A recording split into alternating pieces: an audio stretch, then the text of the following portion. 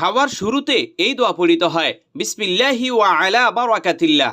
খাওয়ার মাঝখানে এই দোয়া পড়িতে হয়, বিসমিল্লাহি আউয়ালাহু ওয়া আখিরাহু। খাওয়া শেষ হলে এই দোয়া পড়িতে হয়, আলহামদুলিল্লাহিল্লাযী আত'আমানা ওয়া সাকানা ওয়া জা'আলানা মিনাল মুসলিমিন।